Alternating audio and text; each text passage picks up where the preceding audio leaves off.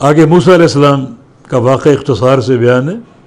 وفی موسیٰ، اور موسیٰ علیہ السلام میں بھی نشانیاں ہیں.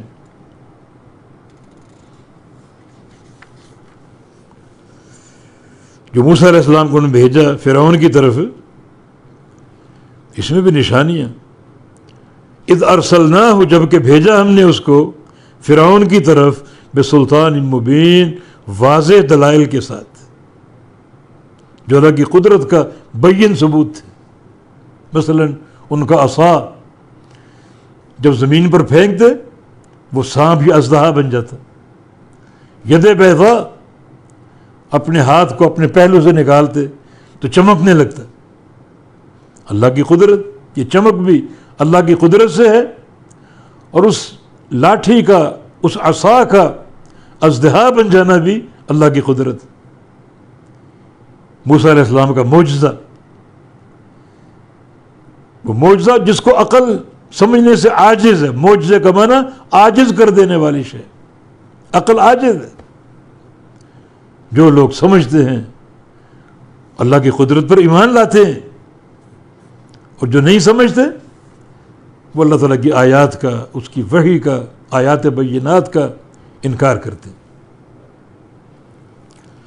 فتولیٰ برکنہ، پس فرعون نے اعراض کیا، پیٹھ پھیر لی موسیٰ علیہ السلام کی دعوت سے. برکنہ، بوجہ اپنی طاقت کی، اس کو اپنی قوت پہ ناز تھا. رکن کا معنی قوت، اور رکن کا معنی جماعت بھی استعمال ہوئی. اپنی فوج، اپنی سپاہ، اپنی جماعت کی کثرت اور قوت کی بنا پر اس کو گھمنڈ تھا، اپنی طاقت پر، اپنی فوج کی طاقت پر، رعیت کی طاقت پر، اور ان کی کثرت تعداد پر. اس بنا پر اس نے پیٹھ پھیر لی.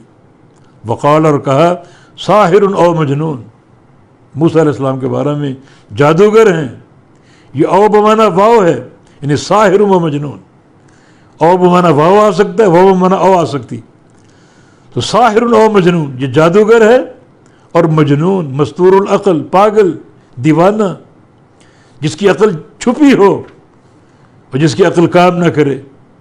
تو موسیٰ علیہ السلام پر یہ دو باتیں انہوں نے کسیں کہ یہ جادوگر ہے اور مجنون ہے، مستور العقل ہے، مستور الحواس ہے. فاخذناہ، ہم نے پکڑا اس کو.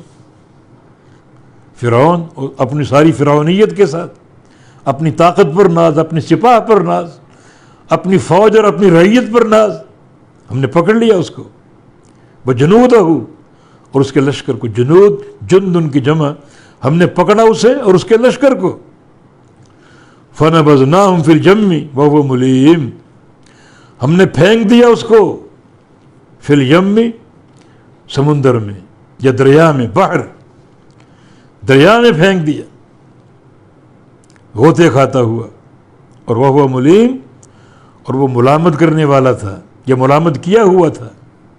جو اس نے انکار کیا اور جو اس نے اپنی الوہیت کو پیش کیا اور پوری زندگی تکبر پہ گزاری، جب اس پانی میں کچھ غوطے اس کو لگے، اب وہ ملامت کر رہے، ملامت کیا جا رہا ہے، تو اس کا فعل قابل ملامت.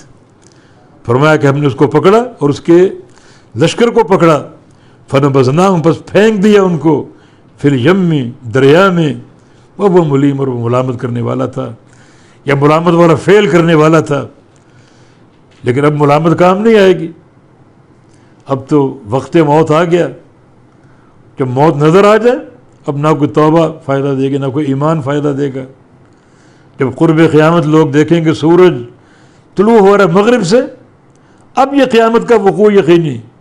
اب اگر کوئی توبہ کرے گا، کوئی استغفار کرے گا، کوئی فائدہ نہیں. یعنی سورج کا مغرب سے طلوع ہونا توبہ کے دروازے کو بند کرنے کے مترادف. وہ دروازہ بند ہو چکا. اب کسی کی توبہ اوپر نہیں پہنچے گی، کسی کا ایمان اوپر نہیں پہنچے گا. فرعون نے بھی اسی وقت توبہ کی اور ایمان لانا چاہا، ملامت بھی کر رہا ہے، لیکن اب نہ ملامت نفع دے گی، نہ اس کا ایمان لانا نفع دے گا، نہ اس کی توبہ نفع دے گا.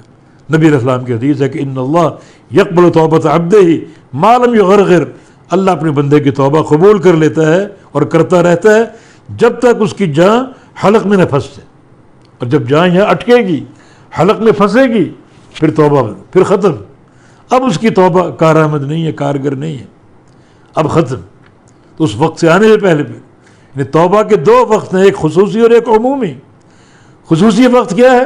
ہر انسان کے لیے، ہر بندے کی جان جب اس کے حلق میں اٹکے گی، پھنسے گی، توبہ ختم۔ عمومی وقت کیا ہے؟ جب سورج مغرب سے طلوع ہوگا تو توبہ کا دروازہ ہمیشہ کے لیے بند ہو گیا، اب کوئی توبہ، کسی کا ایمان اس کو نفع نہیں دے گا۔